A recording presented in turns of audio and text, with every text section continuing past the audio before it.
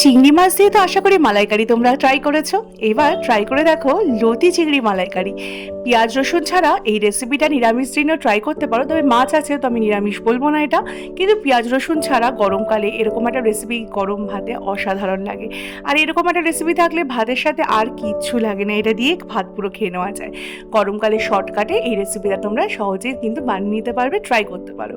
তো প্রথমে লতিটাকে ভালো করে আঁশগুলোকে ছাড়িয়ে নিতে হবে।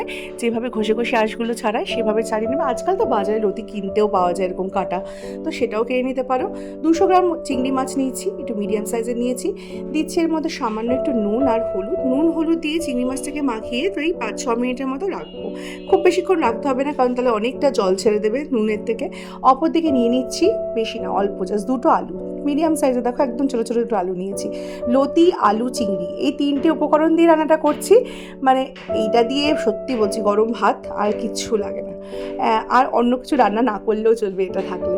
তো প্রথমে লতিটাকে গরম জলে ভালো করে একটু সেদ্ধ করে নেবো। সেদ্ধ করে নেওয়ার উদ্দেশ্য একটাই, যাতে গলা না চুলকায় আর টক্সিকগুলো লতি থেকে বেরিয়ে যায়। খুব একটা ভালো জায়গায় তো লতি তৈরি হয় না, জ্বরে, পুকুর, পানায় এসব জায়গাতেই লতি হয়।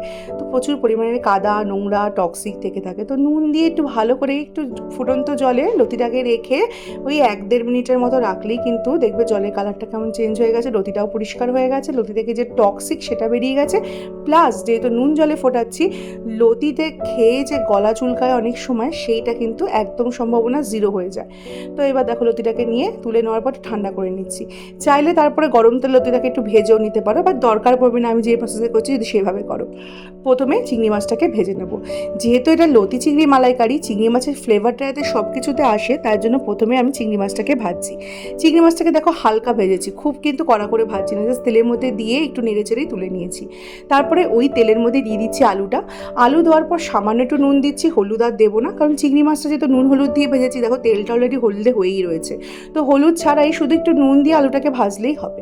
মোটামুটি 80% করে আলুটাকে ভেজে নিয়ে তুলে নেওয়ার পরে দিয়ে দেবো 1/2 টিস্পুনের মতো আস্ত জিরে ফোড়ন, আর দেবো একটা তেজপাতা, একটা শুকনো লঙ্কা, আর গোটা গরম মশলা। গোটা গরম মশলার মধ্যে যে এলাচ 3-4টে নিয়েছি সেটাকে একটু থেতো করে দিয়েছি, বা গোটা গরম মশলাটাকেই একটু হামল দিস্তা দিয়ে থেতো করে তারপরে ফোড়নে দিও, ভীষণ টেস্টি হয় এভাবে করলে।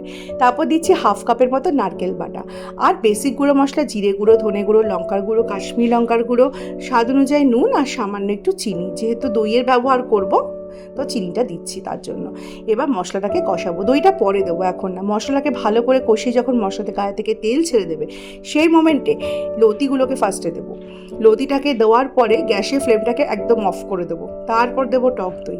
তারপরে ওই গরম থাকা অবস্থাতেই এটাকে ভালো করে নাড়াবো। ঝালের জন্য কাঁচা লঙ্কা দিয়ে দিচ্ছি কয়েকটা।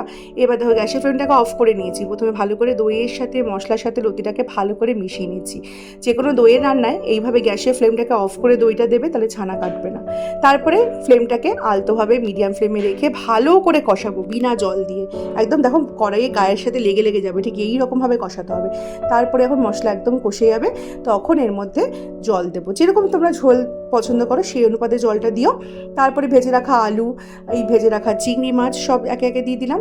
দিয়ে তারপরে এটাকে ভালো করে আবার মিশিয়ে একটুখানি টানাতে দেবো। মানে ঝোলটা যতক্ষণ টেনে একটা গা মাখা টেক্সচার না আসে ততক্ষণ, মানে আরও মিনিট 3-4 মতো গ্যাসে রাখবো। এটাকে ঢাকা দেওয়ার দরকার নেই, এইভাবে টানিয়ে নেবো।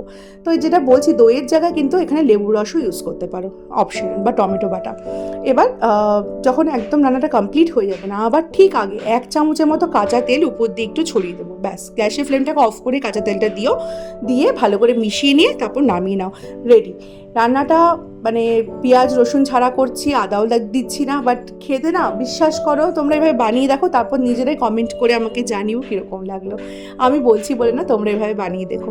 আর এই রান্নাটা কিন্তু শুধু চিংড়ি আলু দিয়েও করা যায়, লতি ছাড়া ঢ্যাঁড়স দিয়েও করা যায়, ঢ্যাঁড়স চিংড়ি দিয়েও করা যায়, বা যে কোনো গাটি দিয়ে, ওল দিয়ে, কচু দিয়ে এইভাবেও করা যায়।